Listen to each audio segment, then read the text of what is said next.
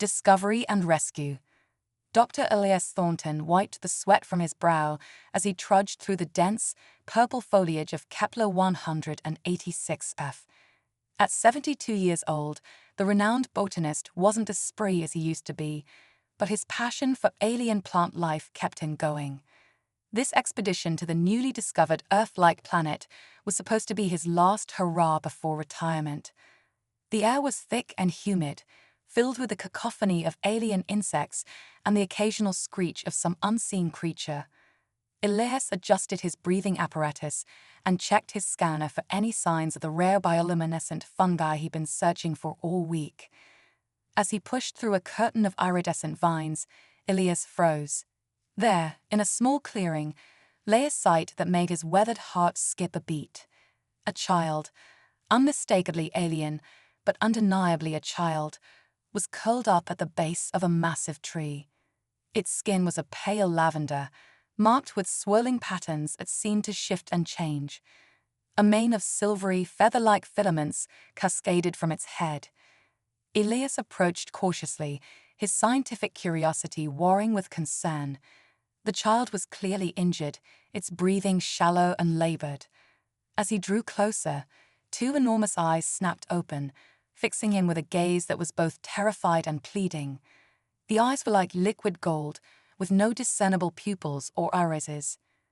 "It's all right, little one," Elias said softly, knowing the child couldn't understand him, but hoping his tone would convey his intentions. "I'm not going to hurt you."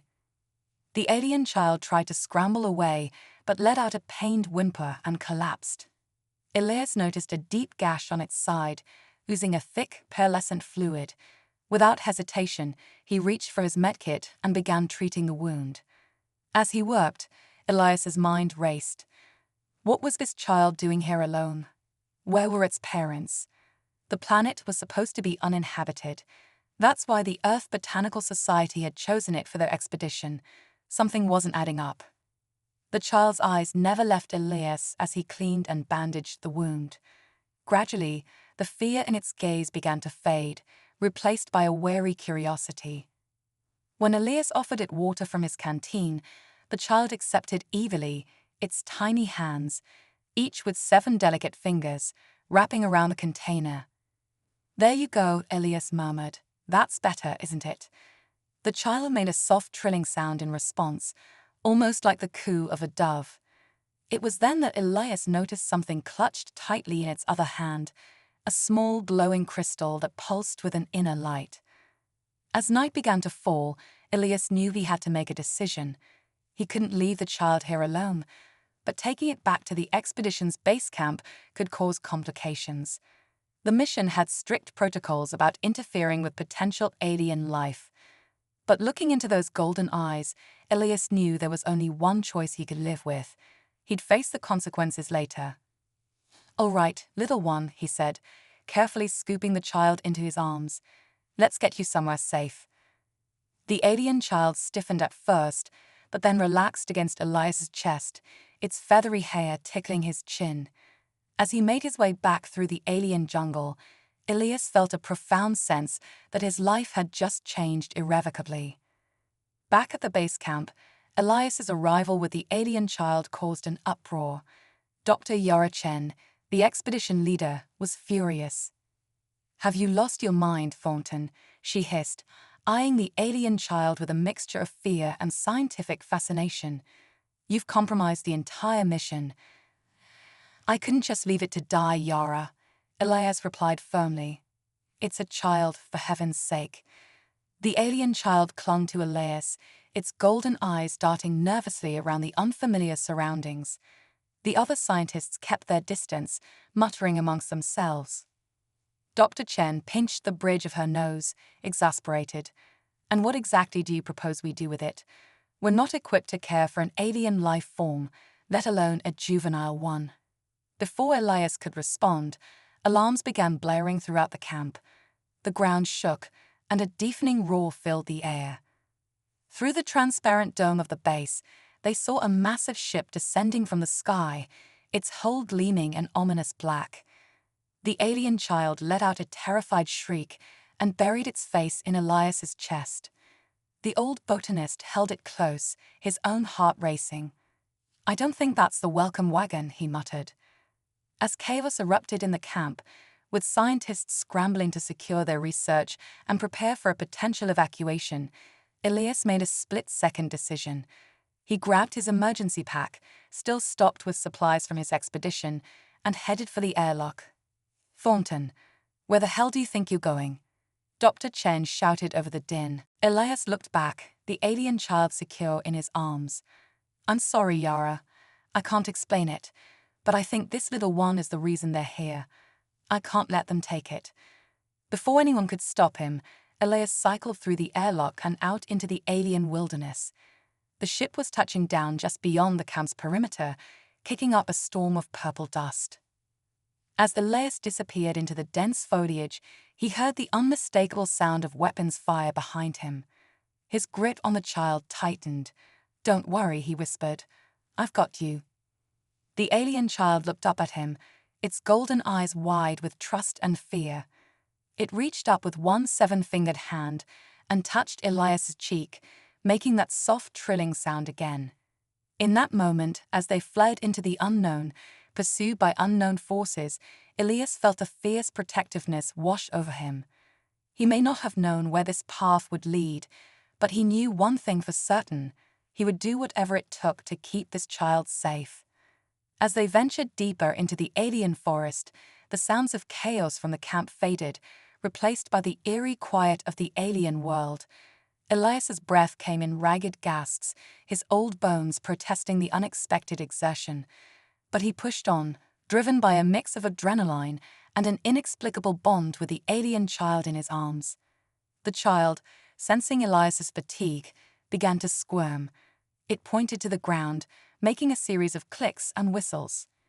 Elias hesitated, but set the child down gently. To his amazement, the alien tot immediately began to move with surprising agility, its lavender skin seeming to blend with the surrounding foliage. "Well, I'll be damned," Elias muttered, following as best he could. The child led him to a hidden grotto, concealed behind a waterfall of luminescent liquid that wasn't quite water. Once inside, Elias sank to the ground, his back against the cool stone wall. The alien child approached him, holding out the glowing crystal it had been clutching. In the dim light of the grotto, Elias could see intricate patterns etched into its surface. As he watched, the patterns began to shift and swirl, forming what looked like a star map. "What are you, little one?" Elias whispered, reaching out to touch the crystal. The moment his fingers made contact, a jolt of energy surged through him. Suddenly, his mind was flooded with images: an advanced civilization, a terrible war, a desperate plan to save the last of a dying species. Elias gasped, pulling his hand away. The alien child trilled softly, its golden eyes filled with an ancient sadness that no child should possess. "You're the last of your kind, aren't you?" Elias said, his voice thick with emotion. The child didn't respond, but its silence was answer enough. As the reality of the situation sank in, Elias felt the weight of responsibility settle on his shoulders. This wasn't just about saving a lost child anymore. He was now the protector of an entire species' legacy. Outside the grotto, the alien forest had gone eerily quiet. The pursuers were getting closer. Elias knew they couldn't stay here long, but he needed time to think, to plan their next move. The alien child, seeming to sense his distress, crawled into his lap. It placed one tiny hand on Elias's chest, right over his heart. A warmth spread through him, easing his aches and clearing his mind. Elias looked down at the child, a smile tugging at his lips despite the dire circumstances.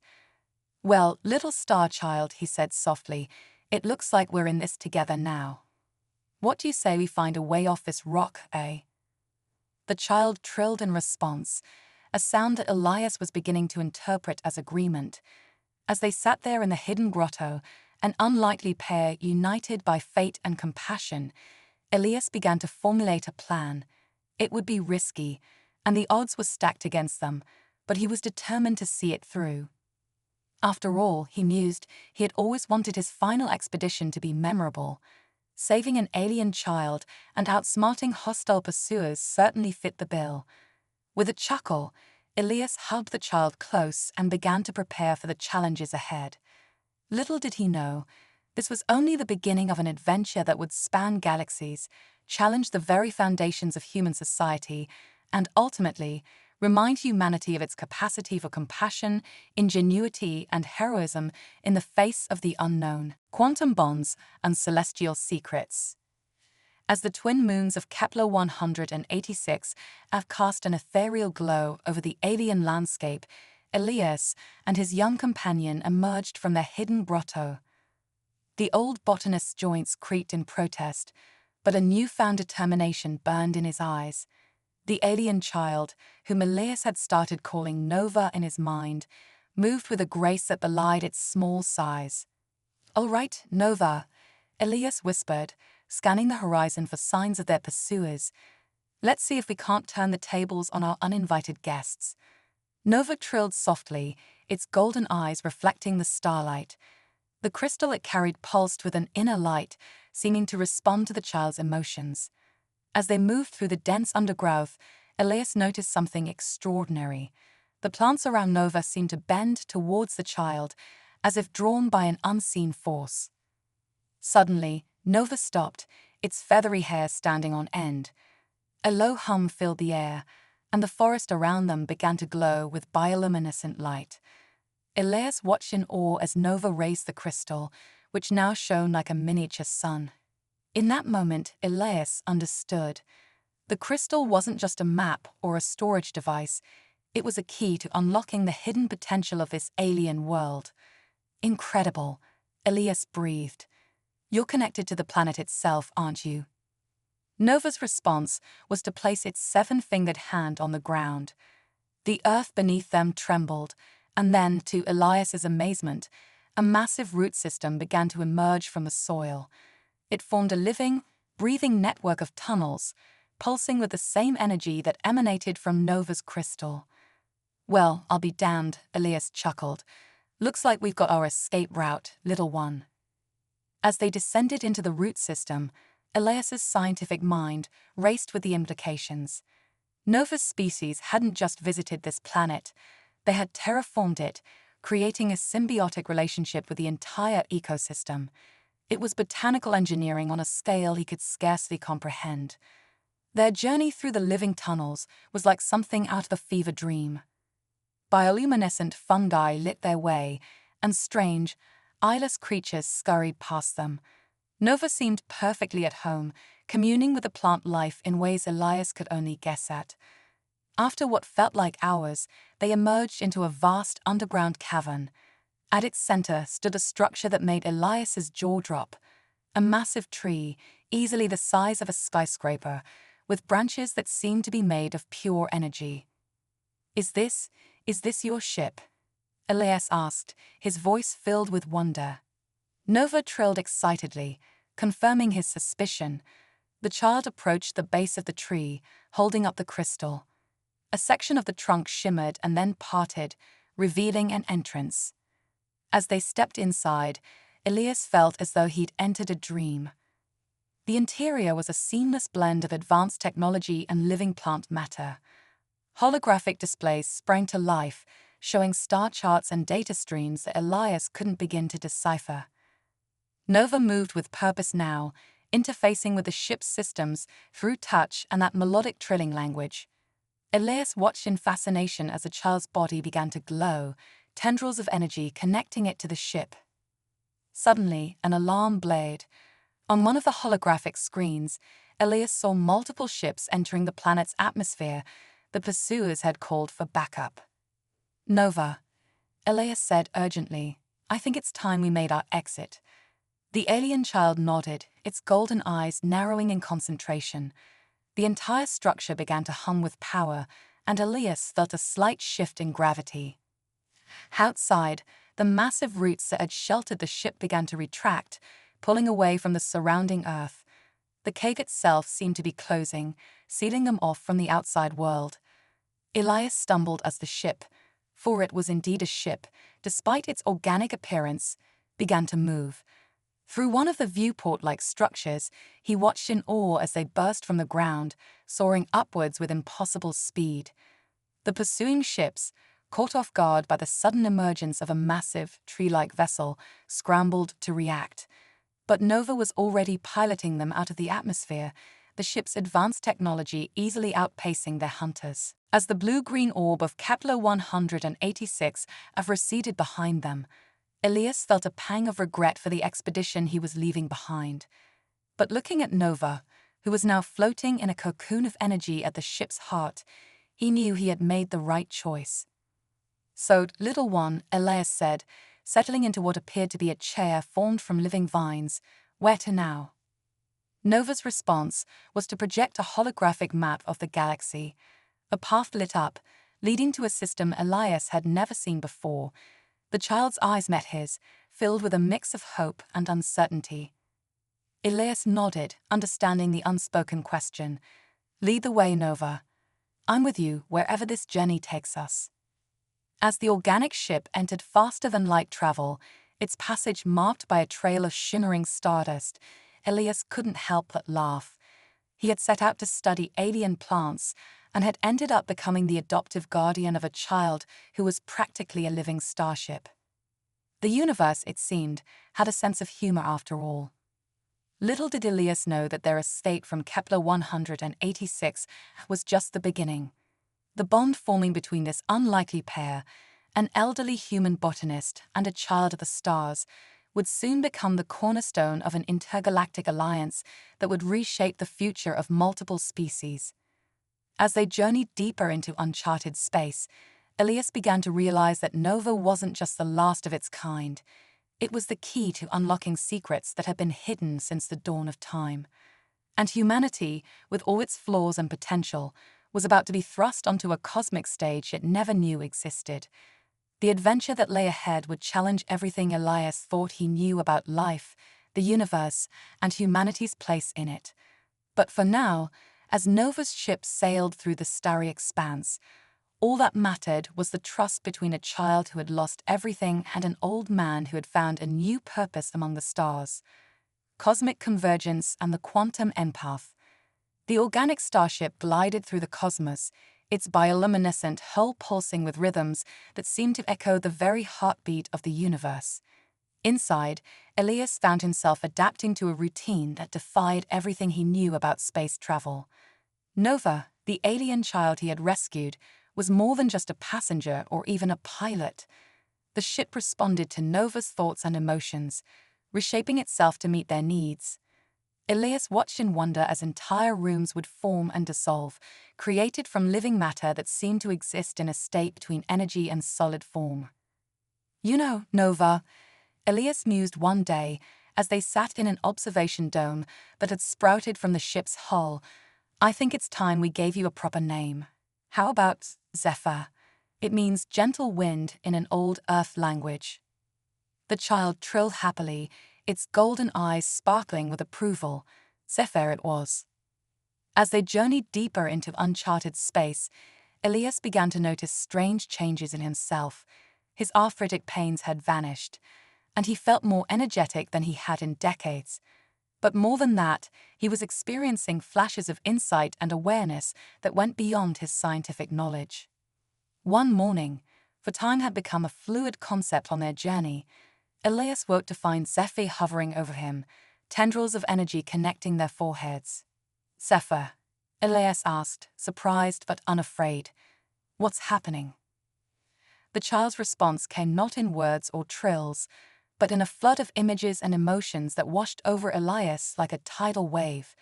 He saw glimpses of Zephyr's homeworld, a place of unimaginable beauty and advanced technology. He felt the child's sorrow at its loss, the fear of being hunted, and something else.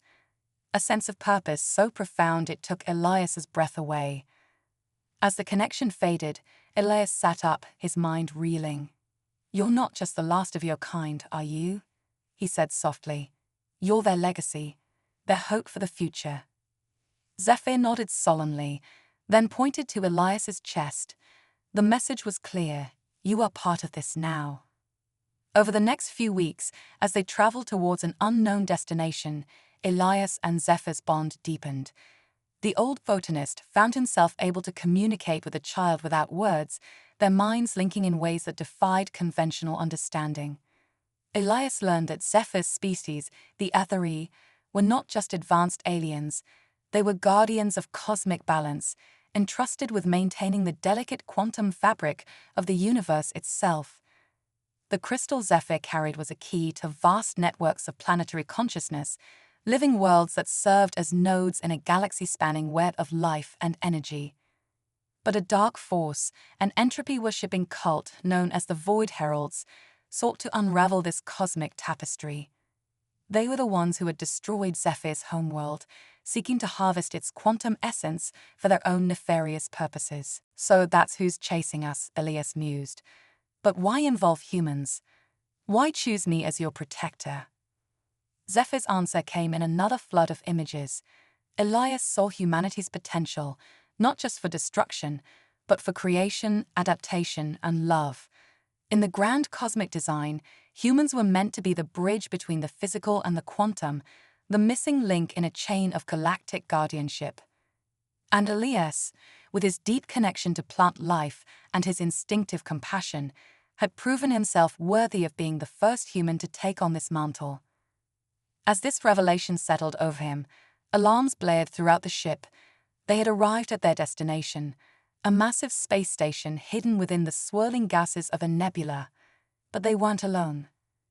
A fleet of sinister ships, their hulls as black as the void itself, emerged from behind stellar debris. The Void Heralds had found them. "Well, little one," Elias said, a determined glint in his eye, "I guess it's time to show these cosmic bullies what a human Aetheri team can do." Zephyr trilled in agreement, its small form beginning to glow with power. The organic ship hummed to life, tendrils of energy spreading through its hull like lightning across the sky. As they prepared to face their pursuers, Elias felt a profound shift within himself. He was no longer just Dr. Elias Thornton, botanist. He was becoming something more, a quantum empath, the first of his kind, ready to stand alongside Zephyr in defense of a universe more vast and wondrous than he had ever imagined. The space around their ship began to warp and twist, responding to Zephyr's innate connection to the quantum fabric of reality. Elias found that he could sense these distortions, his newfound abilities allowing him to anticipate the Void Herald's movements. "Zephyr," Elias called out, his voice steady despite the chaos erupting around them, "I have an idea. Can you connect me to the ship's defense systems?" The child nodded, and suddenly Elias felt his consciousness expand, melding with the organic vessel. He could sense every photon of enemy fire, every fluctuation in the surrounding space-time. With a thought, Elias redirected the ship's energy, creating a cascade of quantum bubbles that absorbed and redirected the Void Herald's attacks. The bubbles multiplied, forming a shimmering barrier that confused and disoriented their pursuers. As the battle raged, the space station ahead of them came to life, its ancient defenses awakening after eons of dormancy. Beams of pure quantum energy lanced out, carving through the Void Herald's ships with surgical precision. In the midst of the chaos, Elias and Zephyr guided their ship towards the station, their minds working in perfect harmony. As they approached, a massive hangar door opened, beckoning them to safety. With a final burst of speed, they slipped inside, the door sealing behind them, just as the last of the Void Herald's fleet was scattered to the cosmic winds. As their ship settled onto the hangar floor, Elias let out a breath he hadn't realized he'd been holding. He looked at Zephyr, who was beaming with pride and excitement. "We did it, little one," Elias chuckled, his voice filled with wonder. "Though I have a feeling our adventure is just beginning." The hangar around them hummed to life, holographic displays flickering into existence. And there, emerging from a shimmering portal, came beings of pure light and energy, the last surviving Aetheri, guardians of the cosmic balance. As Zephyr rushed to greet its kin, Elias stood tall, ready to represent humanity in this grand cosmic convergence. The universe, it seemed, was far more alive and interconnected than he had ever dreamed. And now he and Zephyr stood at the threshold of a new era, one where the fate of entire galaxies would rest in the unlikely partnership between a human botanist turned quantum empath and a child of the stars.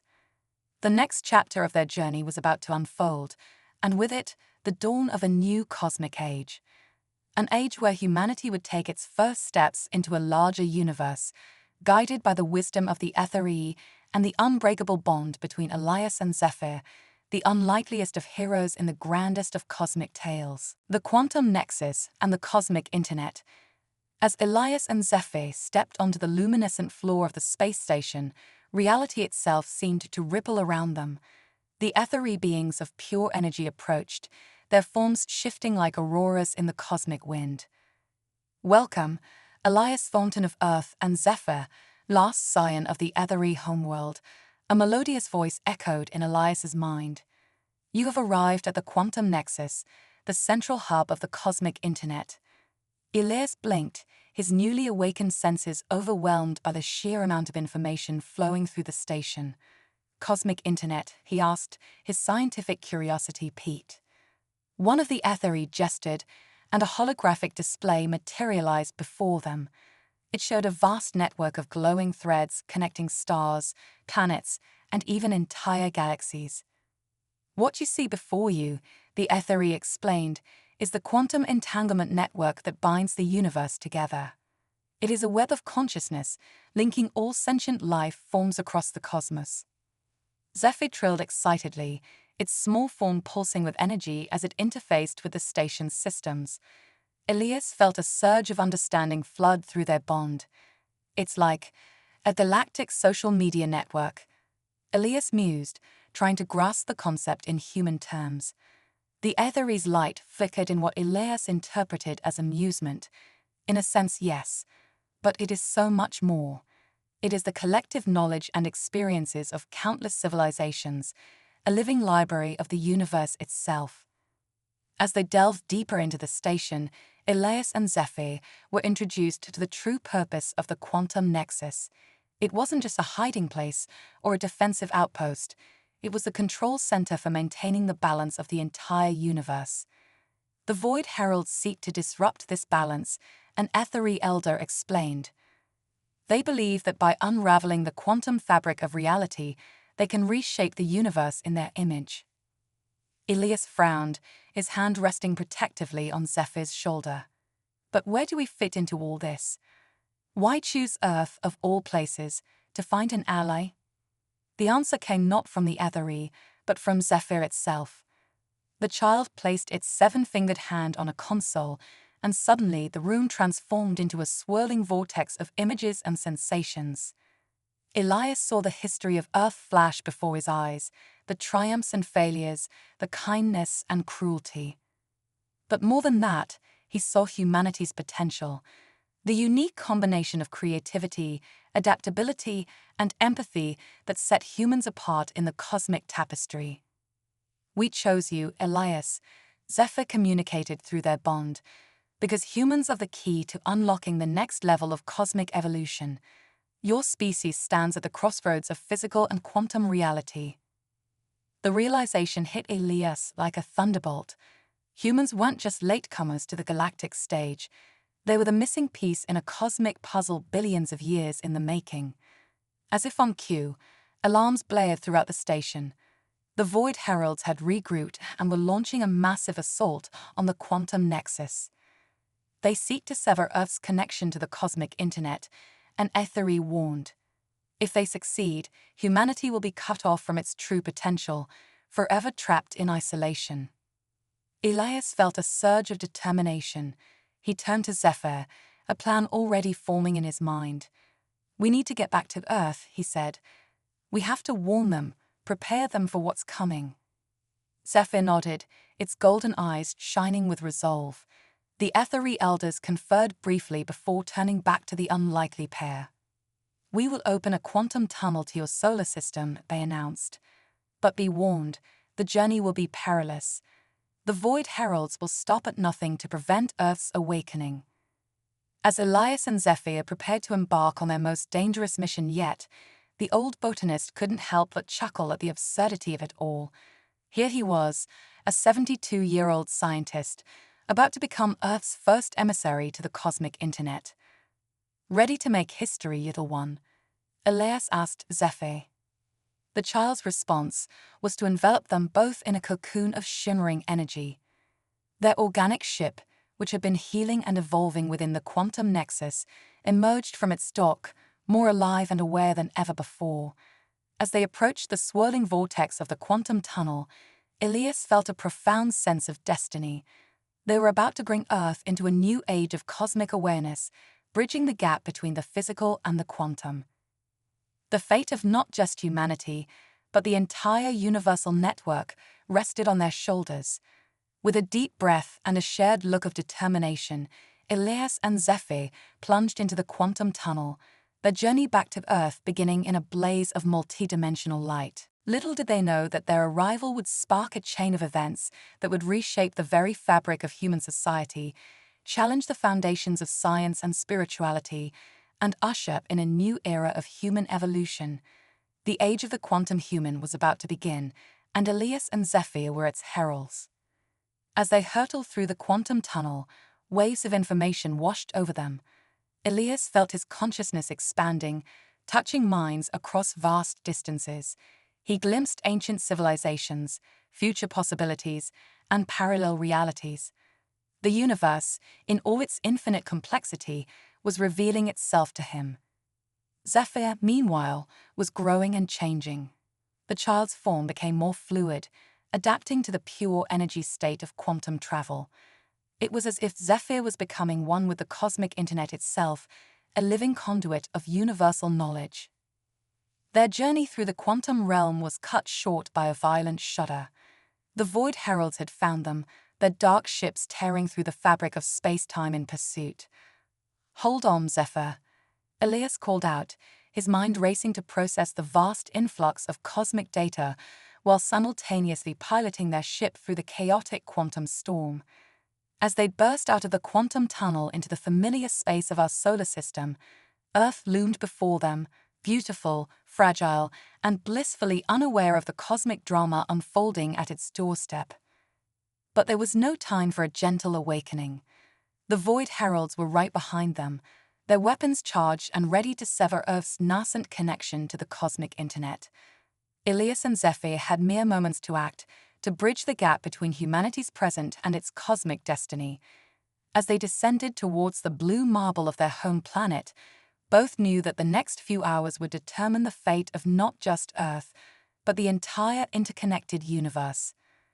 The stage was set for a confrontation that would shake the foundations of human understanding and catapult our species into a new era of cosmic citizenship. The quantum awakening of Earth was about to begin, with an unlikely duo leading the charge against the encroaching darkness of the void. The quantum awakening and the viral cosmic consciousness. As Elias and Zephyr's ship breached Earth's atmosphere, the planet below them pulsed with an energy invisible to ordinary human eyes. The nascent connection to the cosmic internet manifested as a shimmering web of quantum threads, linking minds across the globe in ways beyond conventional understanding. "Zephyr," Elias called out, his voice tinged with urgency, "we need to broadcast our message to everyone. Can you tap into Earth's digital network?" The alien child trilled in affirmation, its form now a swirling vortex of light and information. Tendrils of energy extended from Zephyr, interfacing with satellites, cell towers, and internet servers across the planet. Suddenly, every screen on Earth, smartphones, computers, billboards, and televisions, flickered to life with a unified broadcast. Elias's face appeared, his eyes glowing with an otherworldly light. "People of Earth," he began, his voice resonating with newfound power, "I am Dr. Elias Thornton, and I bring a message of utmost importance. Our planet stands on the brink of a cosmic awakening, but we face a threat beyond imagination." As Elias spoke, Zephyr wove a tapestry of images into the broadcast, glimpses of the quantum nexus, the cosmic internet, and the looming danger of the Void Heralds. Across the globe, billions of minds reeled from this sudden influx of cosmic truth. But the Void Heralds were not idle. Their ships descended through the atmosphere, dark tendrils of anti-quantum energy lashing out to sever Earth's budding cosmic connections. Elias felt the attack through his newly awakened senses. "Zephyr," he called out, "we need to activate Earth's latent defenses." The alien child understood immediately. Through their shared bond, Zephyr guided Elias in tapping into the planet's hidden quantum potential. Together, they reached out to every human mind connected to a screen, extending an invitation to join a global quantum network. "Citizens of Earth," Elias's voice rang out, "the power to defend our planet lies within each of you. Open your minds, feel the connection to those around you, and reach out to the cosmos." What happened next would be remembered as the moment humanity took its first collective step into a larger universe. Across the planet, millions of minds opened to the cosmic internet, their consciousness expanding beyond the confines of their physical bodies. The effect was explosive. A surge of quantum energy erupted from the planet's surface, forming a protective barrier against the Void Herald's assault. Every human who had answered the call became a node in Earth's defense network, their combined will manifesting as a force that pushed back the invaders. But the battle was far from over. The Void Heralds, realizing the threat this awakening posed to their plans, redoubled their efforts. They unleashed a barrage of quantum-disrupting weapons, targeting the newly formed connections. Elias and Zephyr, now hovering above the planet's surface, became the focal point of Earth's defense. Through their unique bond, they channeled the collective will of humanity, directing it against the Void Herald's onslaught. "Focus on the connections between you," Elias broadcast, his voice strained with effort. "Feel the unity of all life, the shared consciousness that binds us." As the battle raged in both physical and quantum space, something unprecedented began to occur. The awakened human minds, linked through the cosmic internet, started to evolve at an accelerated rate. New neural pathways formed, allowing for telepathic communication, telekinesis, and even matter manipulation on a quantum level. Earth itself seemed to come alive, responding to the collective will of its inhabitants. Ancient structures long thought to be mere monuments, the pyramids, Stonehenge, the Nazca lines, reveal themselves as nodes in a planetary quantum network, amplifying humanity's newfound powers. The Void Heralds, facing a united Earth empowered by cosmic consciousness, found themselves overwhelmed. Their ships, once terrifying in their advanced technology, were no match for millions of awakened human minds working in perfect harmony.